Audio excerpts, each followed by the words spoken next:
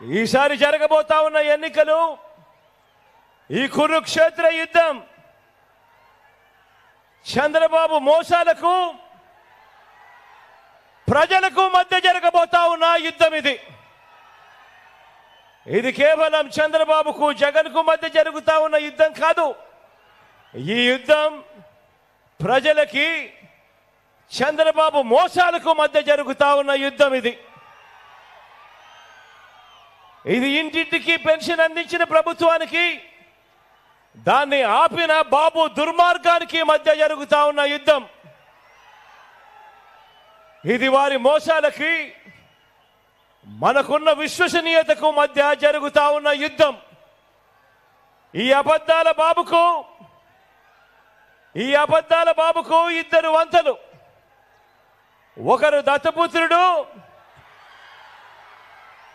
మరొకరు ఆయన వదినమ్మ। ఈ ముగ్గురు కలిసి రోడ్ల మీద అబద్ధాలు బుర్రకథలతో చెప్పడం మొదలుపెట్టారు।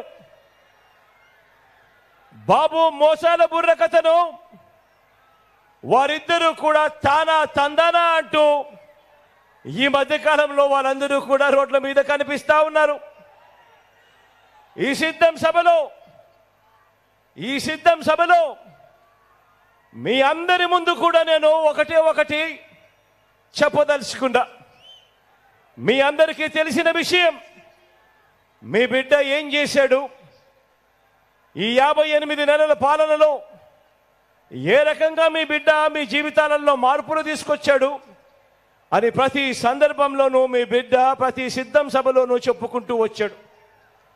గతంలో ఎప్పుడూ కూడా జరగని విధంగా ఏ రకంగా మీ బిడ్డ మీ జీవితాలలో వెలుగులు నింపడానికి అడుగులు వేశాడు అని చెప్పుకుంటూ వచ్చాడు। ఆలోచన చేయమని చెప్పి మీ అందరితో కూడా ప్రతి అడుగులోనూ కూడా కోరుతూ వచ్చా। గతంలో ఎప్పుడు ఇంతకు ముందు జరగని విధంగా ఈ 58 నెలల కాలంలోనే ఏ రకమైన మార్పులు మీ బిడ్డ తీసుకొచ్చాడు అన్నది ప్రతి సిద్ధం సభలోనూ మీ అందరికీ కూడా చెప్పుకుంటూ వచ్చా। ఈరోజు నేను మీ అందరికీ కూడా ఒకే ఒక్క ప్రశ్న అడుగుతా ఉన్నాను। మీ అందరితో కూడా ఒకే ఒక్క అంశం మీద ఇంటికి వెళ్ళి ఆలోచన చేయమని కోరుతా ఉన్నాను।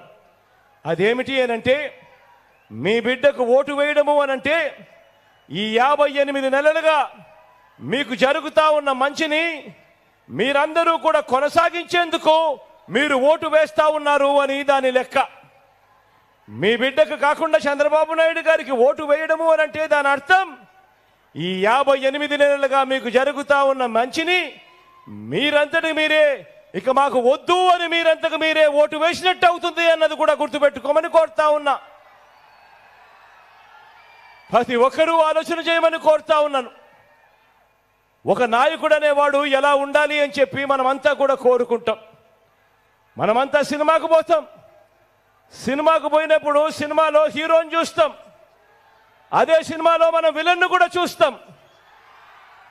ఫలాని వాడు హీరో అని చెప్పడు, ఫలాని వాడు హీరో అని మనకు తెలియదు, ఫలాని వాడు విలను అని మనకు తెలియదు। కానీ ఆ విలనుకున్న గుణగుణాలను బట్టి ఆ మనిషి విలను అని చెప్పి మనం అంతగా మనమే అంటాం। ఈరోజు నేను ఒకటి చెప్తా ఉన్నాను। 58 నెలల కిందట మీ బిడ్డ మీ అందరి ముందు నిలబడి మీ బిడ్డ ఫలానిది చేస్తాను అని చెప్పి మేనిఫెస్టో ఎన్నికల ప్రణాళిక తీసుకొచ్చి మీ బిడ్డ మళ్ళీ ఈరోజు 58 నెలల తర్వాత ఆ మేనిఫెస్టోను ఒక బైబిల్ గాను, ఆ మేనిఫెస్టోను ఒక ఖురాన్ గాను, ఆ మేనిఫెస్టోను ఒక భగవద్గీతగాను భావిస్తూ మీ బిడ్డ ఆ మేనిఫెస్టోలో చెప్పినవి 99% వాగ్దానాలు అమలు చేసి మళ్ళీ మీ బిడ్డ మీ ముందర నిలబడి ఈరోజు మీ అందరి ఆశీస్సులు కోరుతా ఉన్నా, మార్పు ఒక్కసారి గమనించమని కోరుతా ఉన్నా।